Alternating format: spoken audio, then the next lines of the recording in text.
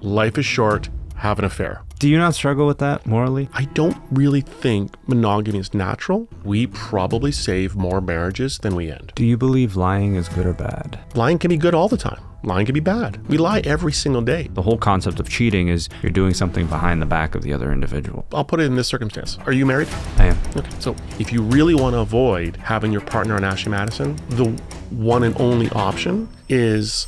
Paul Keeble is the Chief Strategy Officer for Ashley Madison, a dating website for married couples looking to have an affair. The company recently hit the 85 million members since its inception in 2002. 80% of the women on Ashley Madison were coming to us because they were in sexless or orgasmless marriages. We are helping these women fulfill something that's missing within their relationship. Does that not erode relationships? I've spoken to hundreds, if not thousands over the years that say to me, I'm a better mother, lover, and wife because of my affair. And we're helping people do what they're going to do, but in a better way. The data leak that happened in 2015.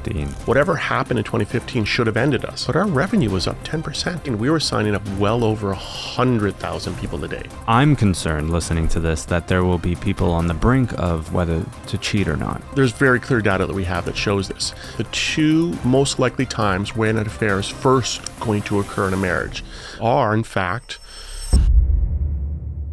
we find it very interesting that the majority of you who watch and listen to this show aren't yet subscribed to our channels across Spotify, Apple, YouTube. It would mean the world to us if you can do us that small kindness. It allows us to continue to bring on amazing guests week after week and continue to provide you with amazing value and content. It's the only thing we'll ever ask of you. If you can hit that follow or subscribe button, it would mean the world to us. Thank you so much and enjoy the episode.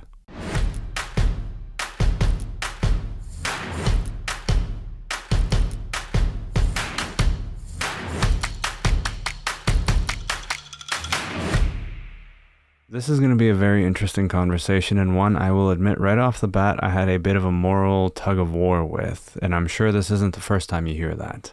Oh, absolutely. But I think, what's behind the scenes is the most interesting part of what I do for a living, in particular, not the company or the brand or any of that. It's the reasons and the rationales why people are doing it. And I'm sure we'll get into all of it, but that's the part I love the most about what I do. So why don't we actually jump into that? What is your official role, and tell me about the organization? So I am the Chief Strategy Officer at Ashley Madison, and my role encompasses a lot of different things. Part of it, and the main function, is going out to podcasts like yours to talk about what's really happening behind the scenes of the world of infidelity and non-monogamy, to explain it, not to promote it, not to convince a happily married couple to join this journey, because quite frankly, I don't think I could do that. I'm pretty good at what I do, but I don't think I can convince someone who's happily married to leave their spouse. And so what I'm really trying to do is use all the data that we've collected over the years, along with a lot of the academic research that people have come to us to conduct, to explain it, to give you an insight around it, so then you can make a better choice or better decision. Doesn't mean you're going to necessarily say, oh my God, great, let's do this. But at least if you're going to judge us, you'll judge us from a place of truth and understanding, versus what we typically do is where we're taking guidance from our religion, our government, our parents, which, well-meaning as it is often based in inaccuracies. And for anyone who doesn't know what Ashley Madison is. Ashley Madison is the world's #1 married dating site. Our tagline, I think, sums it up fairly accurately, is life is short, have an affair. Okay. Do you not struggle with that morally? No, not at all, because one of the things I love about my job is that we are as honest and transparent as we could possibly be as a brand. Whereas there are other dating apps out there that will tell you they are not a hookup app, but yet majority of their users would say otherwise. And I think there's a little bit of dishonesty in that, whereas we're very clear and upfront about what we're doing. The reality is, you could shut our business down today, and as we've seen over the weekend with the Coldplay concert, our business is not the one promoting infidelity. It is not making it happen. It will happen without us. Instead, we're doing it so that people will not fall into the trap of having an affair in the worst way possible, which is what, unfortunately, that couple did. Yeah, I mean, they decided to put their affair on very public display that you got to wonder what they were thinking there. And you would suspect that a CEO and a head of HR would have a little bit more tact. I mean, not to excuse what they were doing. So like, there's so much here to unpack that I'm not even sure where to begin, quite transparently. This is an organization that's essentially promoting infidelity. Now, you're saying it's not promoting infidelity, but the very fact of its service is, hey, come to this app, to this We're helping website. to facilitate what we like to say are a better affair, an undiscovered affair. Because our traditional competition is not another dating app. It's actually the office place. Because think about it. You spend 40, 60, sometimes 70, 80 hours a week in the office, and you add on work trips and work functions and holiday parties. This is where traditionally affairs have predominantly happened over the course of history, at least modern history. And in doing so, as we've discovering very, recently, you are not just risking your marriage, you're risking your career, because obviously the two individuals we've talked about, one of them has already lost their job. And the likelihood of that individual being hired anytime soon is pretty low. Was it the head of HR or the CEO? I believe the CEO has resigned. Yeah. I don't think there's been any statements as relates to the head of HR. Yeah. Though it'll be very difficult for that individual, I think, to continue on in that job. Oh, absolutely. And, what's interesting, though, about that, to take a little bit of a step back, is one of the things I found disheartening, though not surprising, was the jump-on effect that people want to chastise them, criticize them. We actually don't know anything about their dynamic. And what I mean by that was either one of them in some sort of open relationship, a don't ask, don't tell. There's no understanding of that dynamic. Now, we can certainly judge whether or not you should be having a relationship inside the office space when you are leaders of the corporation, like the head of HR and the CEO. That's a separate conversation. But to judge them on moral basis without knowing fully whether or not, what the nature of the relationship is something that I find, the mob mentality that the internet jumps on without any understanding. So that's why I come out here and do these sort of conversations. Not necessarily to excuse it, but to give some context to it, because we are seeing a significant rise of people who are exploring non-monogamy, disclosed non-monogamy, meaning their partners are aware, if not participating in it. Even on our site, we're seeing up to 20% of people identifying it like disclosed non-monogamous over the past 5-7 years versus the traditional affair seekers that our business has been built on. So basically, they're telling their spouses, hey, I'm going to be non-monogamous. I'm going to go out and have an affair, but you're aware of it. It's the don't ask, don't tell. Not necessarily. Sometimes it's don't ask, don't tell. Sometimes it's a group activity. Both partners are exploring non-monogamy. A lot of people are looking into this because we've grown up in a world where we're told that monogamy is the default, it's the one and only. And the ask today in a modern relationship is for your partner to be your best friend, your lover, your financial partner, your social partner, your co-parent, potentially your business partner. It's a lot of burdens for one individual to take. And people are finding, particularly as they get later on in life, that monogamy doesn't hold up to the expectations. Now, is that a matter of a bad relationship? Is that a matter of, false expectations that monogamy can deliver unrealistically? Or is that just us opening up to the idea that monogamy doesn't have to be the default? There's nothing wrong with it inherently. But for some people, it may not necessarily work. So some couples are collectively saying, I'm okay with exploring this space. I'm okay with you or both of us stepping outside with the knowledge that you and I, have set the parameters. But what's interesting about it is that most people are doing it with an expectation of discretion, meaning because I've built up a life, I have a wife or kids or a career, I'm doing it in a way that is not going to expose, how far we're taking this, because sometimes it's exploratory.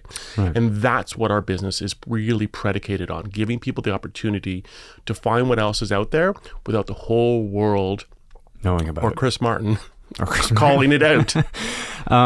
Okay, so that's in the scenario of a willing participant in the spouse, or at least understanding that this is happening. How much of your user base, which I saw in a data set, I think you have you just surpassed 85 million users globally. Yeah. So there's 85 million people who've signed up for Ashley Madison to basically explore some form of infidelity, whether it's consented through their partner or not. Correct. How much of that 85 million is, at least that you know of, is consented through the partner, where they're aware? So the tracking that we've done would suggest, give or take, about 20%. Okay. So it's on the lower end, but knowing that that's not who we've been marketing to, that's not what our business was originally premised on. So that is more an organic, natural evolution of society, looking for discretion and looking for like-minded people who understand the value of discretion. So that's why they're coming to Ashley Madison. And I think our brand and our business will evolve according to that. But our whole business has been predicated on the idea of matching two married people who are looking to step outside their marriage without their partner's knowledge and or consent, but in a discreet manner.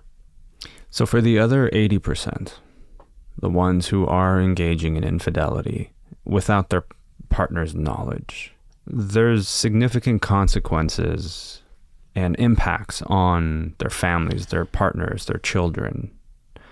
Is there no concern there that Ashley Madison is actively promoting this level of behavior? And to your point earlier, which I must agree with, whether it's happening on Ashley Madison or not, it's happening.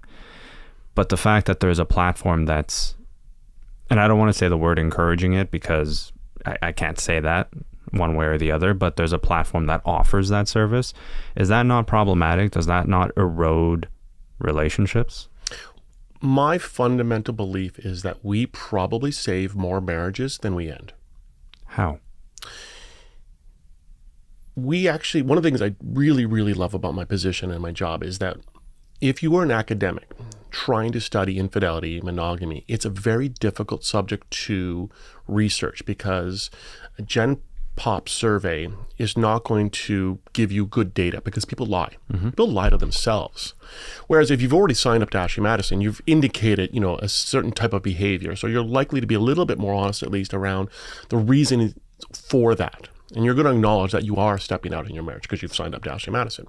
So we had a researcher come to us a few years ago from the University of Missouri, Dr. Alicia Walker, and she was really interested in why do women cheat and why do men cheat? What are the rationales behind it? And it was fascinating. We didn't pay for the study. This was her own independent research. We only vetted her work to ensure that she was going to ensure the anonymity of our membership.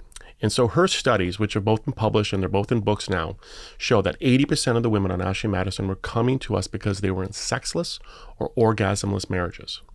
And so you ask, about the consequences, about being discovered in an affair. So, that's not our business. Our business is undiscovered affairs. We are helping these women fulfill something that's missing within their relationship. Traditional advice tells these women either to compromise, i.e. live life with a unsatisfying sex life, or divorce. These women will tell you that they love their spouse, they love their life, they love their children. They're not looking to disrupt it, but nor are they willing to continue on for the next 10, 15, 20 plus years with an unsatisfactory intimate life. And they're choosing a third path to fulfill that need. And they will tell you, and I've spoken to hundreds, if not thousands over the years that say to me, I'm a better mother, lover, and wife because of my affair. And so we're helping these women step outside of their marriage in a way that is less likely to be discovered with a like-minded person to ensure some form of anonymity. Because if I'm having an affair with another married person, the likelihood of either of us acting in a fashion to cause it to be disclosed is much lower than doing with a single person, going to a bar and duping someone, or knowing that, our origin story, in the early 2000s was because that we saw that more than 30% of people on traditional dating sites were in fact married pretending to be single. So this was happening regardless of our business. So we were, in essence, trying to make more honest cheaters out there. So we're helping people to maintain their marriage because most of these women don't want to leave. They want to maintain it, but they're unwilling to live a life that is unsatisfactory in the bedroom. But I don't know if I agree with that. It has to be one or the other, that it's either unsatisfactory sexual life or cheating.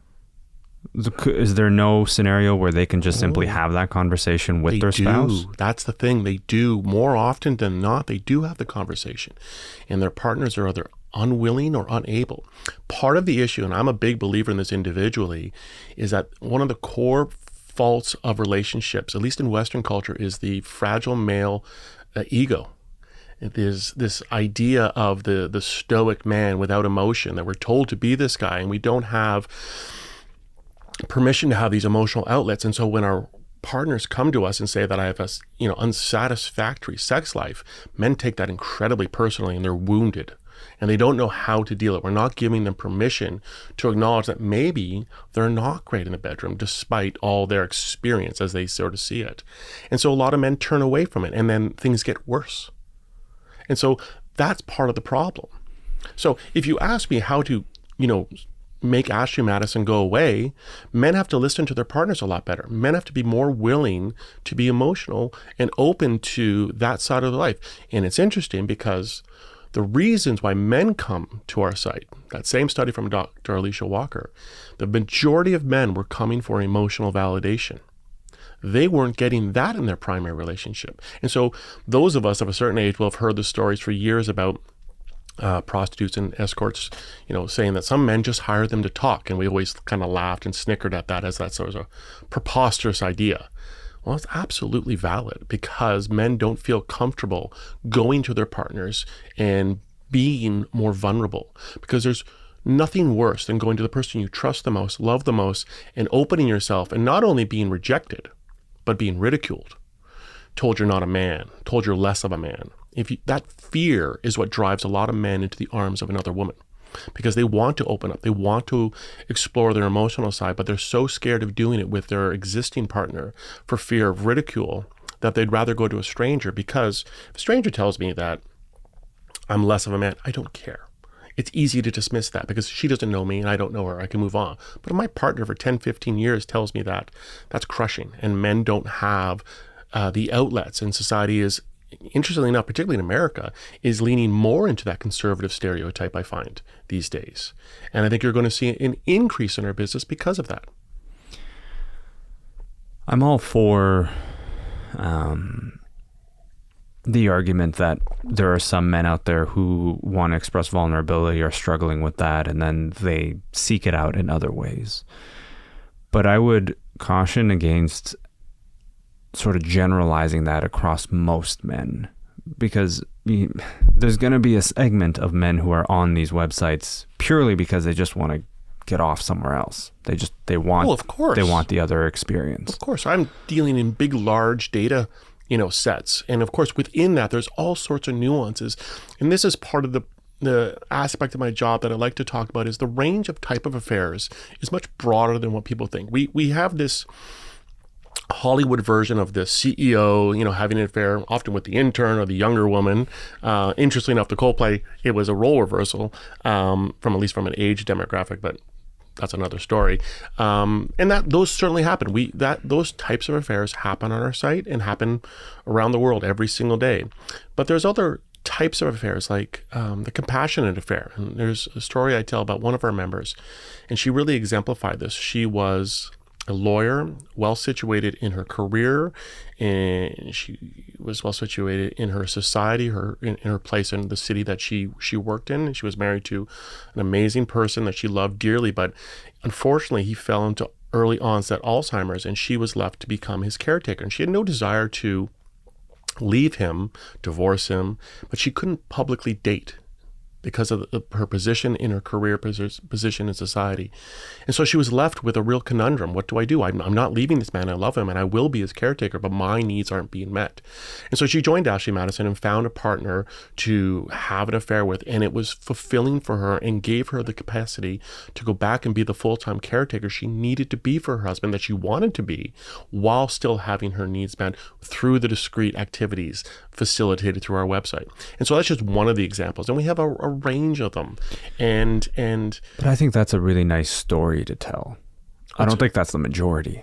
None of them are the majority. They're all nuanced and different and varied, and they speak to the human condition. I mean, you have to understand, monogamy is a construct that we've created. First and foremost, had nothing to do with love or intimacy.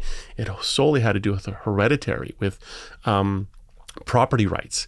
The royalty needed to ensure that their heir, their son, was in fact their heir. And so that's where monogamy comes from. Love and intimacy and faithfulness all came much, much, much later. And for history, men have cheated. without consequence. We're only now catching up to some form of equality. For years, men would cheat with impunity, particularly in the office space. And the younger woman would be ushered out the door, maybe with a nice little package, and the men didn't have that. We're seeing a bit of equality now. And that's part and parcel as to why our business is so successful, because you have women joining the site equally to men, in a sense. What's the data on the ratio of men to women? So we get obviously criticized a lot. There's no women on the site because no one wants to believe that women cheat.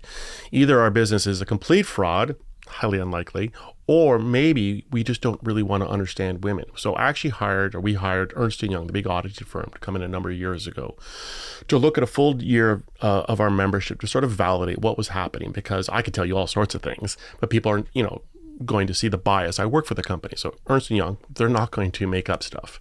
At that time, they looked at active paid males versus active females for the 1 year, because if you don't pay, you can't communicate.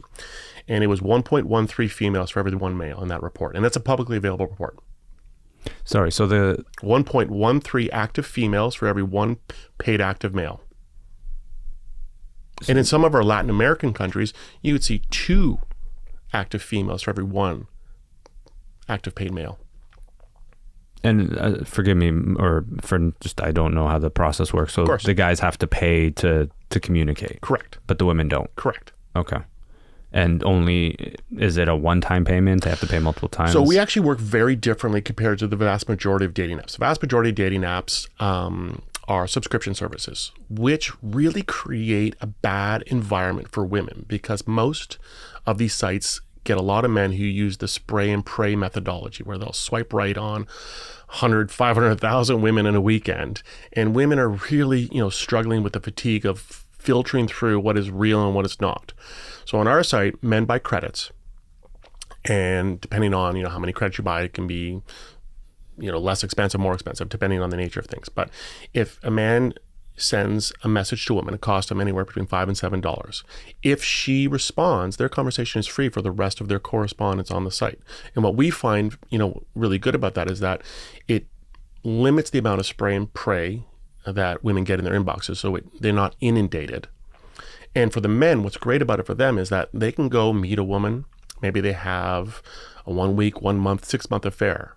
And however long that goes on for, when they come back to the site, their credits are all still there. So they're not been paying monthly subscription fees for 3, 4, 5, 6 months at a time and not really needing them. Their credits are a one-time purchase, and they only need to re-up once they delete them. But if I meet someone, I can continue that conversation. Whatever credits I have are still there remaining. And again, once I connect with a woman, that conversation can be free. So we've really built it so that men are more purposeful in who they're communicating with, so they can build better connections.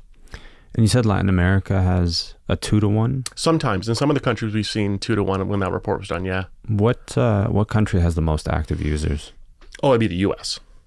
Okay. What's the percentage of users in the U.S.? I don't know off the top of my head. I'd have to go back there. But it's a significant percent, both in terms of, obviously, the population. It's one of the largest population centers.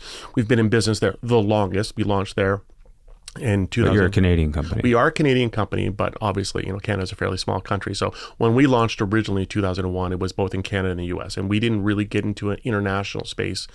I think our first country was the U.K. in 2010. And coming out of the pandemic, did you see any changes in behavior? Wow, did we ever?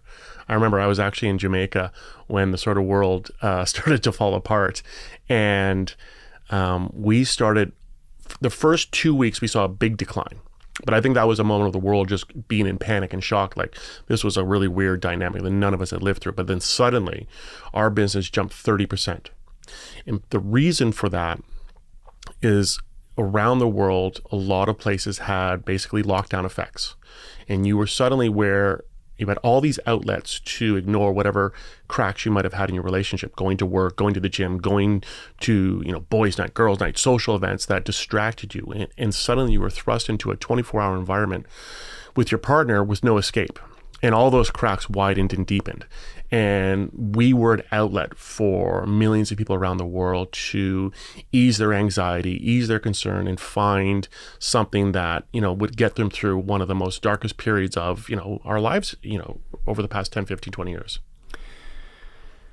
I want to go back to the statement that Ashley Madison has saved more marriages than disrupted.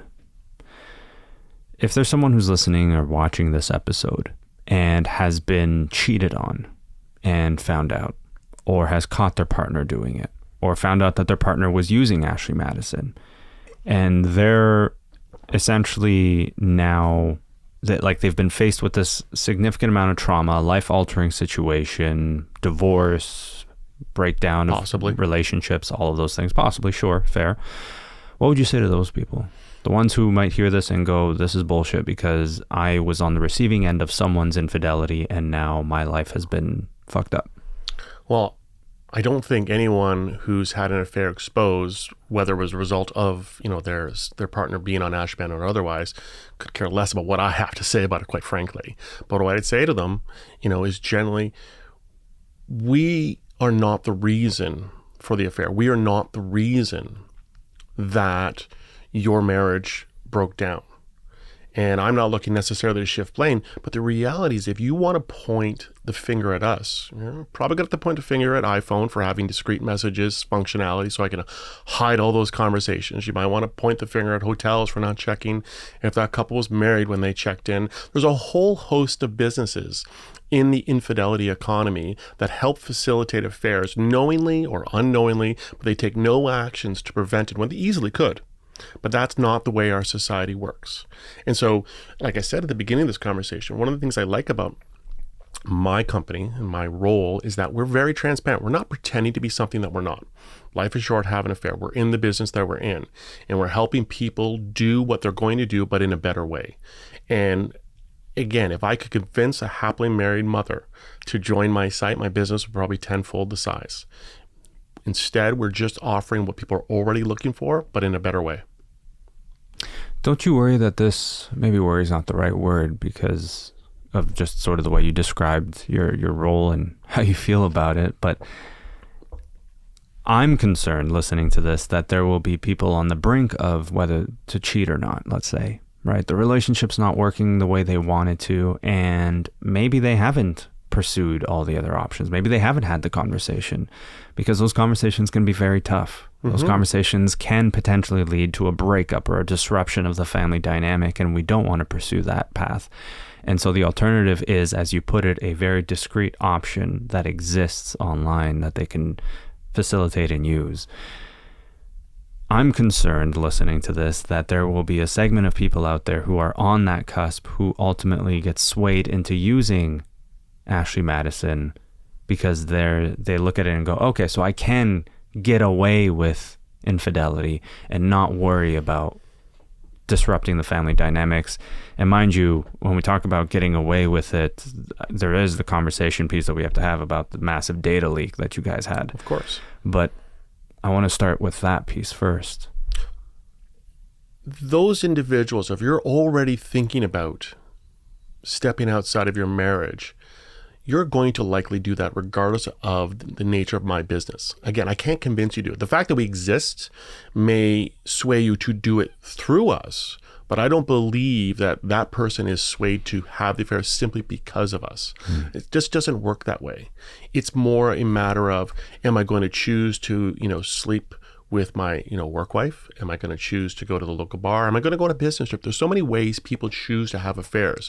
We're simply one we think that is a better option. But those individuals are choosing this path regardless of the nature of it. And again, I really do fundamentally believe for the people who are sort of borderline and they're exploring it, joining our site doesn't necessarily mean they're going to choose to have a physical affair. Sometimes it's just enough to go on. And so if you think about what I said about why men cheat, it's that emotional validation.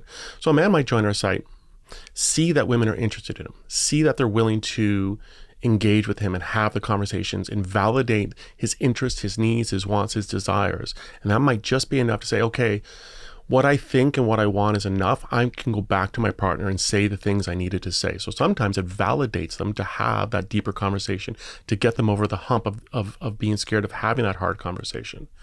And so we're helping, again, marriages in ways that people don't want to believe, and that's okay. But that's not the main function of our business. You're 100% right that we're out there helping people have affairs. And I know for a fact that just because you get exposed and get caught, there's lots of people, and if you live long enough, there's people in your social circles that are going to have affairs, get caught, and it doesn't end their marriage. In fact, it clearly makes their marriage better, because whatever the reasons were that drove the individual to have the affair, they're going to have conversations, very hard ones, about why that happened. How do we prevent that? And why are we going to stay together? It's not simply because we have kids. Nobody stays together just because they have kids. That might be the story they tell themselves, but it's far deeper than that. And I've known people in my social circles that have had affairs long before I came to this business. And some got divorced, some did not. And the reason for it is that people, have to have hard conversations. And if we help facilitate that, again, we're probably saving more marriages than we're ending. Do you think, this is maybe a personal perspective piece here, do you think that the strain and financial hardship that typically comes with divorce is the reason why more couples stay together versus splitting up?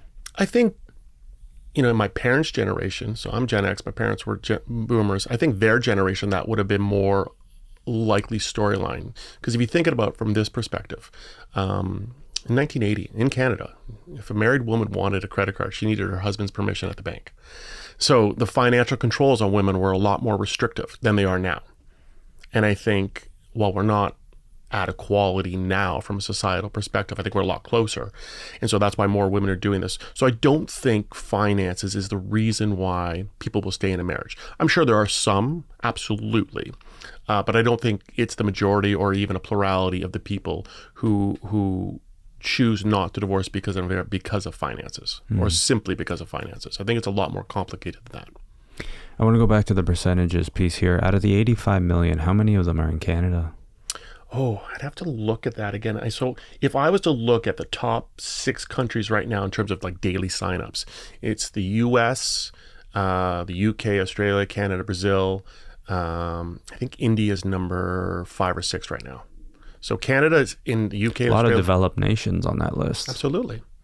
We do typically fairly well in Western style cultures, except for like 1 or 2 where infidelity is already baked into the culture. So we don't do particularly well in France because infidelity is part of their culture. They've long had a part of their society that says having an affair, so long as it is discreet, is completely acceptable and normal. In fact, the media for years were very aware of their leaders, political leaders, having ongoing affairs, and it was never reported on. And there's a famous picture, I always mix it up, I think it's Jacques Chirac, though, could be Mitterrand. And at his funeral, his wife's there, and his mistress and her daughter is there, his daughter. Wow. And because collectively they all know about each other. Right. I mean, if you think about it from the language of adultery, we have the concept of pied-à-terre. Are you familiar with that concept? No. A pied-à-terre. So my horrible 8th grade French is, I think it's a earth apartment or something. Anyways, it's the concept of having a secondary place where you would conduct your affairs. It's a discrete location where you don't have an affair in your household. You go somewhere else to do it. And so that comes from the French. And so they would literally have a secondary place where the various people would meet up and have their affairs. And again, so long as it was done discreetly and not to embarrass either one. And this doesn't just, play for the men. It's for men and women. So that's why our business doesn't do particularly well in France. But in cultures where sexuality is repressed, Canada, US, UK, I don't know if Australia represses it, but their background certainly comes from the UK. A lot of those countries do very well for us because of that nature, that Puritan sort of culture. And the more you repress it, the more people are interested in. And I think that's why you see in Latin America a predominance of women join compared to men, because they're far more misogynistic. Culturally speaking, there's a machismo culture there, and the Catholicism is obviously a predominant religion that very much chastises adultery, given the fact that it's the only sin mentioned twice in the 10 Commandments. And so I think the more we try to crush it without understanding it is the places where we're going to do better.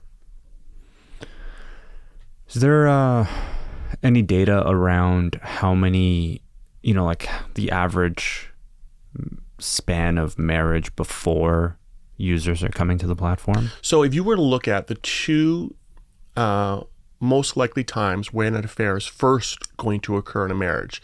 There's very clear data that we have that shows this. There is the first bump effect. So it's not an age per se.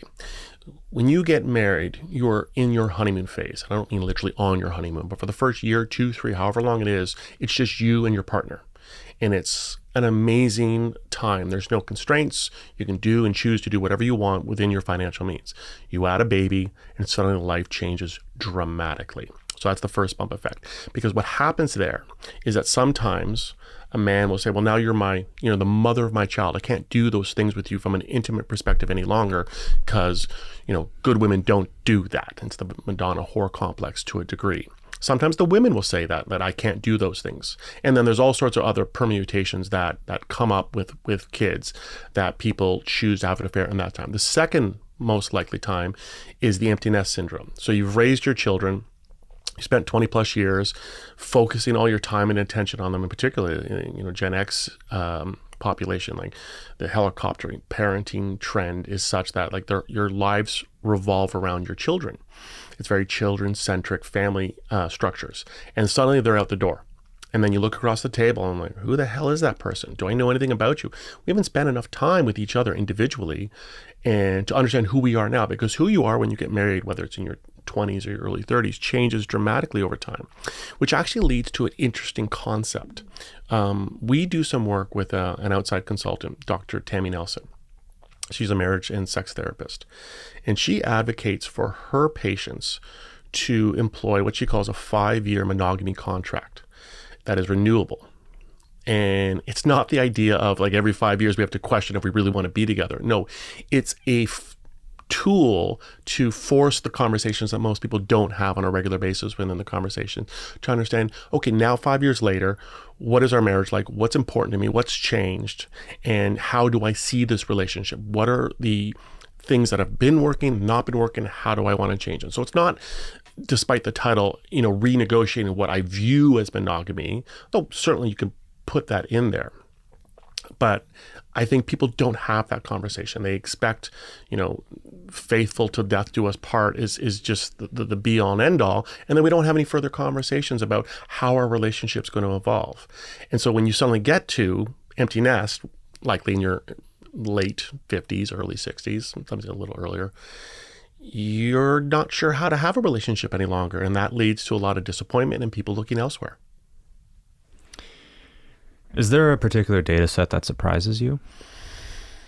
Well, I think the 80% of women who are in sexless and orgasmic marriages really surprised me. I came into this business having my preconceived notions, and that really shocked me, that many women. But as I've spent, so I've been with the company now for more than 10 years, I've really come to understand it in different ways.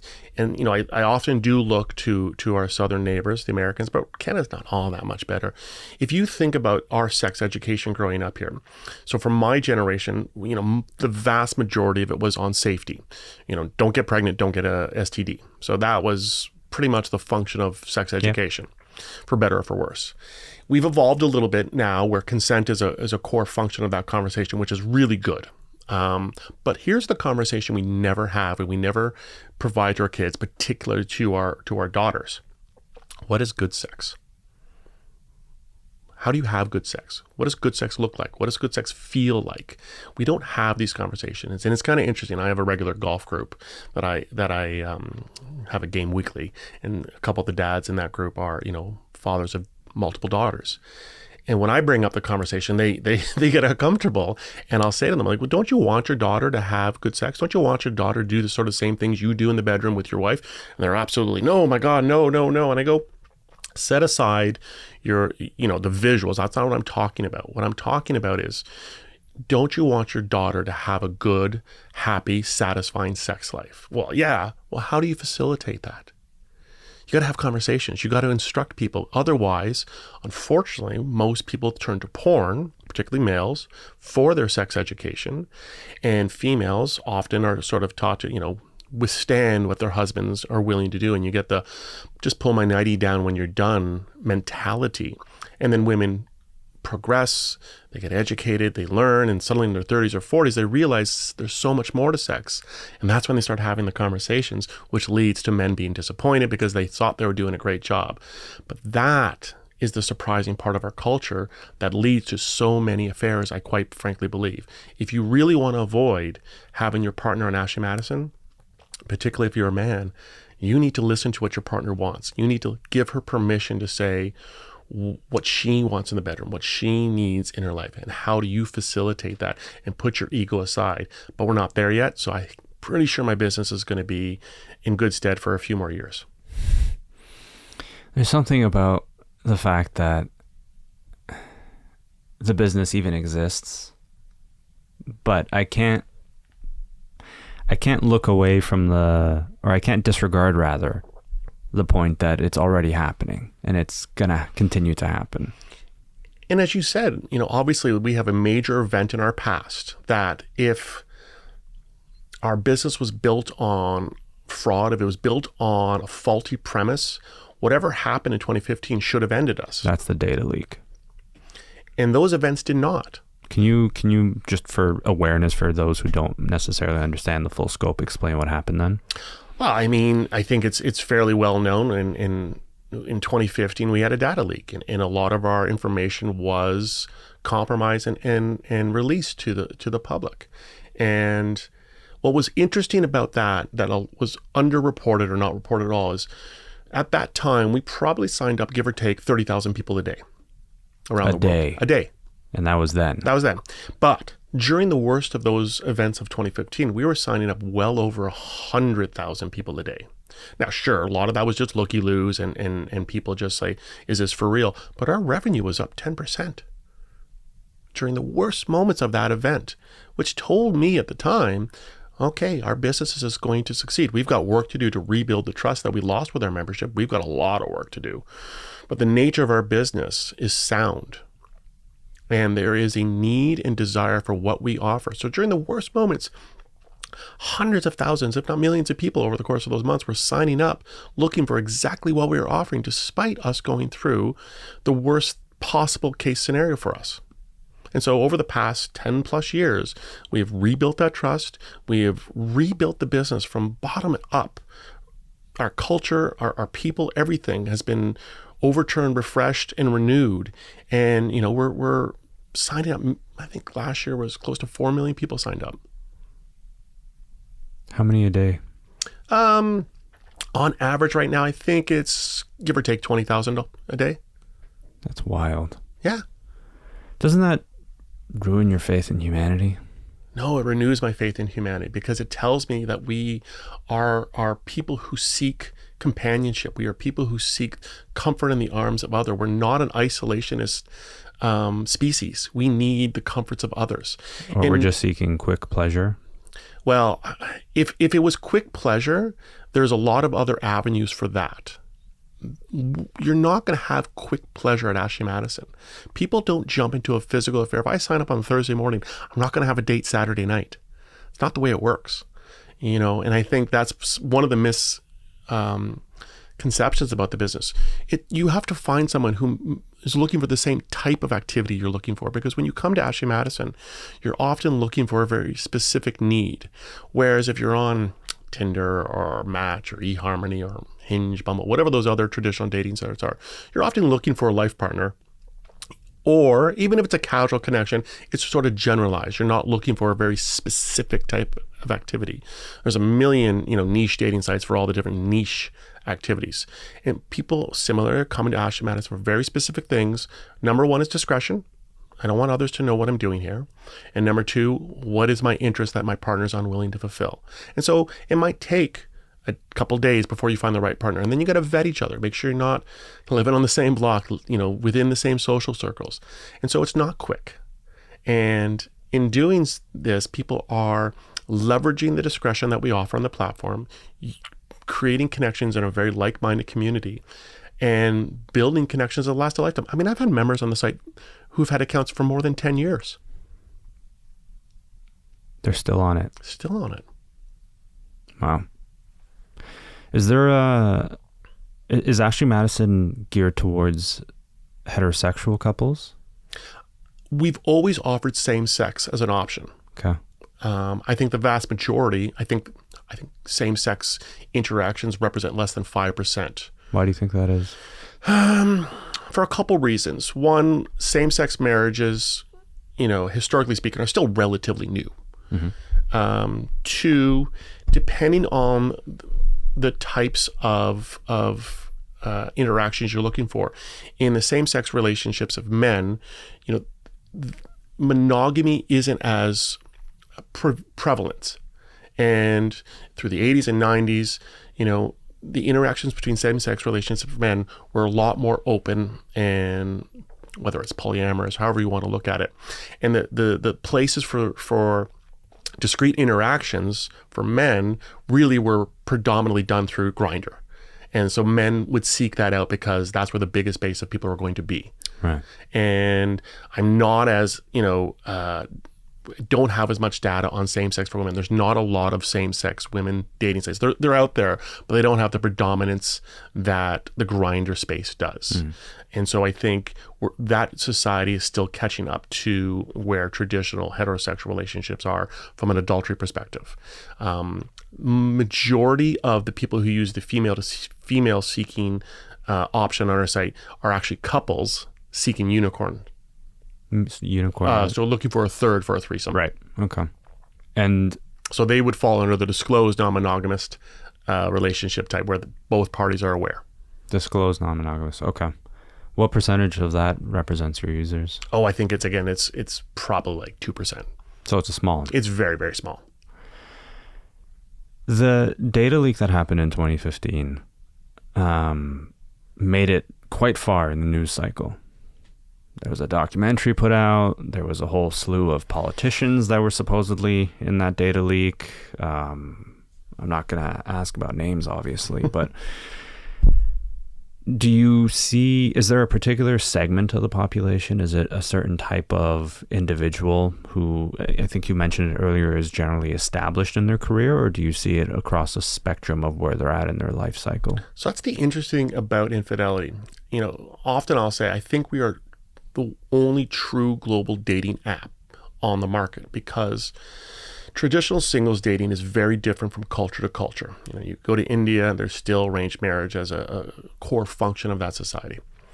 But infidelity is the same around the world, and it appears in every economic status, in every culture, every religion, every ethnicity. There's no distinguishing factors about infidelity from around the world. It happens everywhere, but traditional dating is very different from culture to culture, place to place.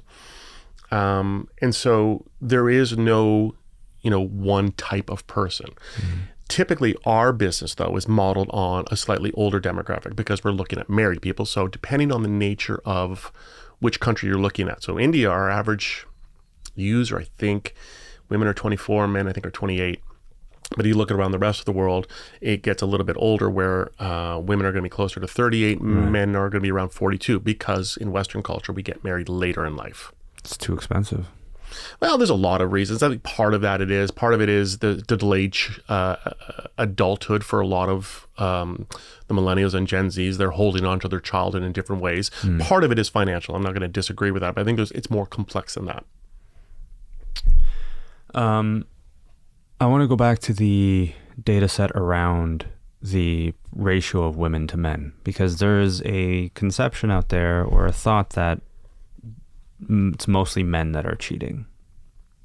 Based on what you're seeing, how accurate is that statement versus the number of women? Because you mentioned in some cases it's 1.12. So when Ernst & Young did the study, and this was for the full year of signups around the world, it was 1.13 active females for every one active paid male.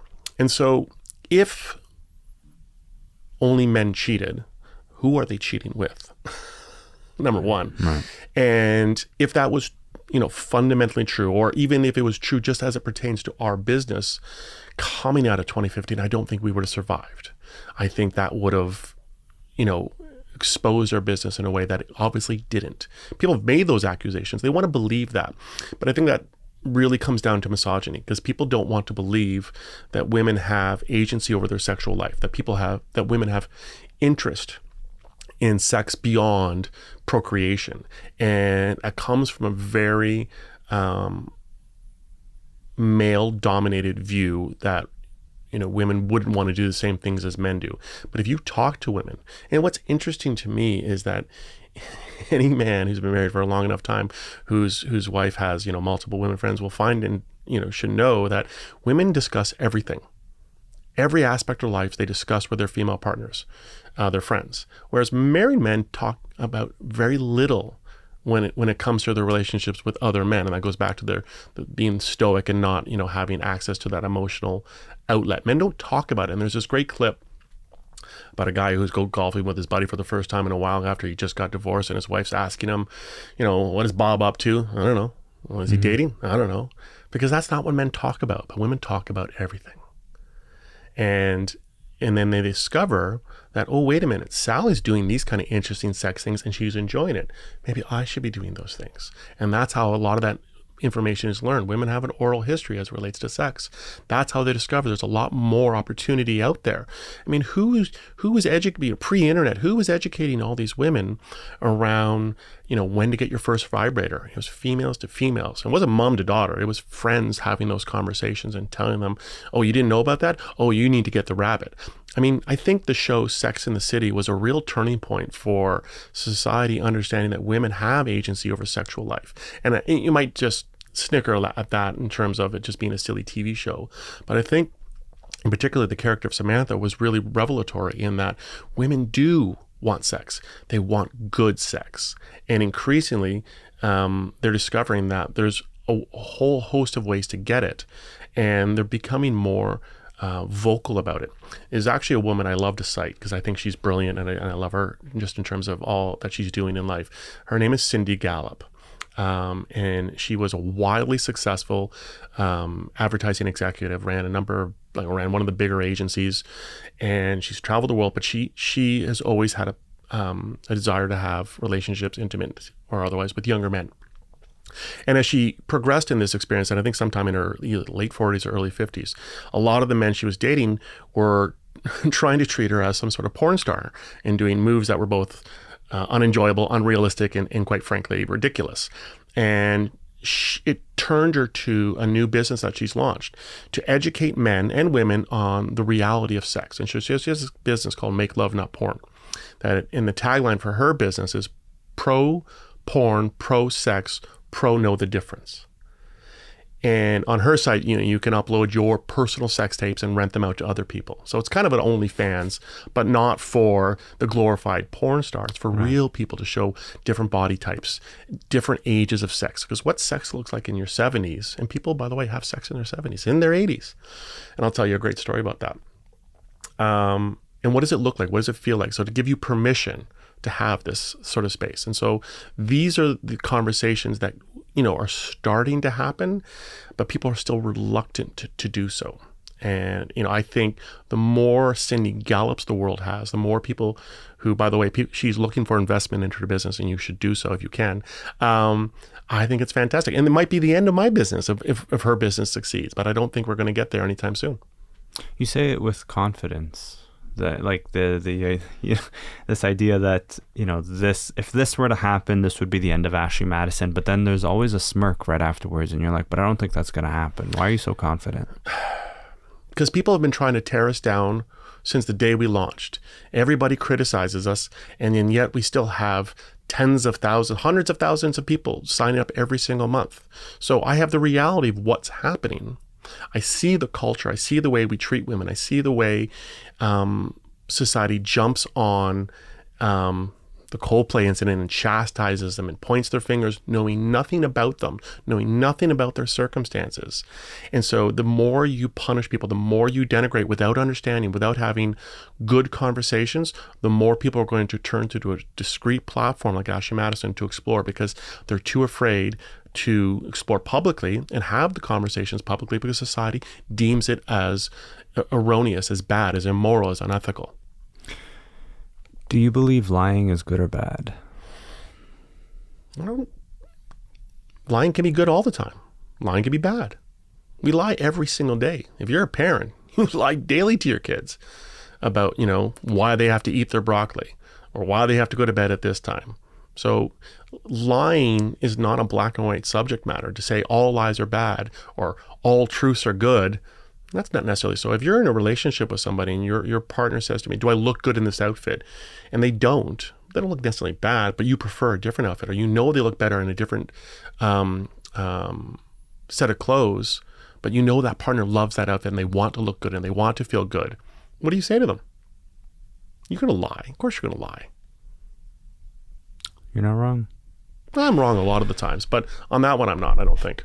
So I'm still coming back to this. I fully comprehend and can accept, in disclosed non-monogamy, where both parties are aware and consenting to it. Because I think in that scenario, I almost don't even think of it as cheating, because both parties are aware. Correct. The whole concept of cheating is you're doing something behind the back of the other individual.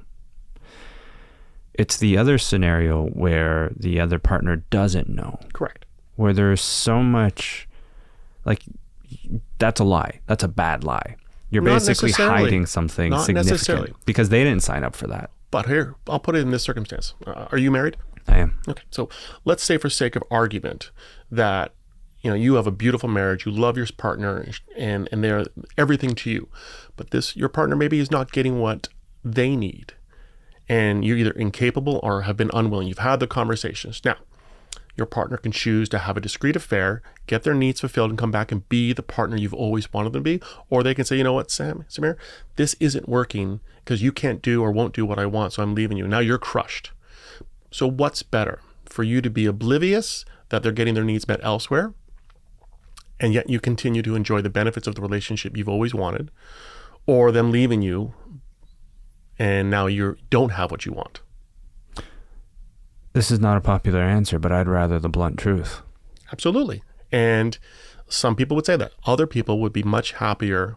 Ignorance is bliss. I think there's a reason we say that. And part of it is, we should have the capacity to have these conversations. We should, be more open.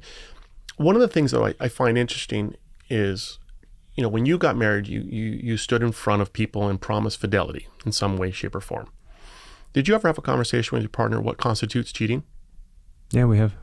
So good for you if you did, because most people don't. We all agree that if I was married and slept with somebody else, that's cheating. That's easy.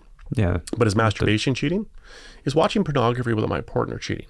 So there's this concept called the Graham rule. I'm not sure if you're familiar with it. No. So Billy Graham, the evangelical pastor, and the Graham rule is that a married man should never be alone with a woman who's not his spouse. Mike Pence followed this rule as far as I was aware. It's the most misogynistic, ridiculous rule in the world because it means you can't work with women. Exactly. And it creates the idea that women are the problem, not men. Yeah. The men are, we're incapable of controlling our actions in the presence of a woman. Ridiculous. But I agree, this is not a small aspect of society. The evangelical movement in the States is very, very significant. It's not the majority, but it's a pretty significant movement in the States. And again, I think you're seeing an increase of right-wing culture, religious culture, Christian culture rising in the States. And you're going to get more and more of this sort of methodology and people just don't have the conversations. They don't know what they consider cheating, what they consider unfaithfulness. And they get into these relationships with a certain set of expectations and they're not having these conversations. And suddenly discover their partner, no, I can't watch pornography. Well, I'm on a business trip. Why can't I? Isn't that a far better option than going down to the bar and chatting with a woman and maybe taking her to my room? But because we don't have these conversations, people are walking into relationships with falsehoods in their mind about what their relationship really is. And again, leads to disappointment, it leads to unmet expectations, and it leads to people signing up to Ashley Madison. So part of my job, ironically, is actually telling people all the secrets as to how to avoid having your partner come to my site. I'm almost here to tell you how to destroy my business, but people don't listen to me. So maybe I'm not as good at my job as I thought I was. But the reality is, I don't really think monogamy is natural. I don't think it is the one and only option. And in a society that is unwilling to have hard conversations and be open about sex and intimacy, it's a culture that clearly is going to help facilitate my business for a long time. You've given me a lot to think about. I was looking through the data points, some of the data points that were shared with me before this conversation, and I was shocked by some of them. In particular, the one about women, because I had this preconceived notion that it was just majority men going on these websites to cheat. But you made an excellent point. It's who are they cheating with? Is there any other data set that we haven't talked about that you think would be of interest for people to know about? I think the biggest one is roughly a little over 50% of our signups are Gen Z. Really? Yeah. But they're getting married less. So I think they're the ones driving more of the open, polyamorous, disclosed non-monogamy type conversations and relationships. Okay. But what's interesting about them is to, if they are in fact, looking for disclosed non-monogamous connections, why do they need discretion? I think we are reaching a point in our society where digital fatigue is setting in. We've lived the past basically 20 years in such an open and public fashion online that we are seeing the deep consequences of it. Comical utterings on a social platform 15 years ago are derailing careers. I said something silly when I was 22 years old on Facebook, and now I'm 35, 40, and my job is being thrown under the bus because I said some goofy statement because people are digging into it. And so I think Gen Z is saying, we like social media, but we don't want to have our whole life online. And they're actually walking away from the traditional dating apps. Hinge is in trouble. Bumble's in trouble. I actually think Bumble's more in trouble than Hinge. Why? Because I think people are realizing that it's not delivering what they're expecting. They're having to put their whole life online. I talk to some women, so I'm an active dater. And the idea of, having their colleagues, their boss, their underlings see their dating profile in these public ways is uncomfortable for them. So they're looking to date, even if it's not necessarily in a polyamorous or open type way, even if it's a traditional way, they're looking to not have as an exposed as these traditional dating sites ask you to be. And interestingly, the younger versions of Gen Z, so I have an 18-year-old son and a 16-year-old son, that generation, they're just going to social media sites and slipping into the DMs and within their own social circles, because why would I pay a site to facilitate a connection I can do on my own? And it's the same way, but it's discreet. No one can see that I'm interacting. No one can see that I'm acting this way. So people who are a little bit older are using Ashley Madison for that very purpose. And I think that's where a lot of our business is going to grow, is for people who are looking for different types of connections, but through a discrete mechanism. Because when you sign up to Tinder or Bumble or Hinge, most of the dating profiles you look at are going to be a face starting point. Like that's, aesthetically based society. Most of the dating profiles on Ashley Madison do not have a face picture for obvious reasons. You're looking for an affair or some sort of discrete encounter, so you're not going to put your face picture up there. We've built our system so that you have a private locker, so that you've sort of forced to read the person's profile to say, like, are they into the things I'm looking for? Are they the type of person based on what they've written first and foremost? And then I connect with them. I have a conversation. I can send my key to that individual, and they can see my more intimate pictures, including my face, to then, ascertain, okay, is there a physical attraction? And if so, we continue. And if not, I can retract that key. I can't screenshot it and all the other functions that most sites have. But that discretion is really attractive to a lot of different people. Interesting. There's a lot to unpack here, Paul. I want to thank you for your time. No, thank you. I really appreciate having an honest and good conversation. Like I said, I'm not here to convince anyone to have an affair, but I will answer the hard questions because I think it's important. Well, that was the point of this conversation, at least from my perspective. It's, I tried to intentionally remove any preconceived notions, biases towards this, and approach it from the lens of it's happening, and I'm curious to understand the why, the reasoning, the logic, the percentages, the data, the people who are doing it, what's happening, what you're seeing, because obviously you're privy to all this data. Mm-hmm. Thank you for sharing your time with me. I will now, in my car on the way home, have a moral argument with myself, I'm sure. But thank you so much. Appreciate it. Thank you so much, everybody.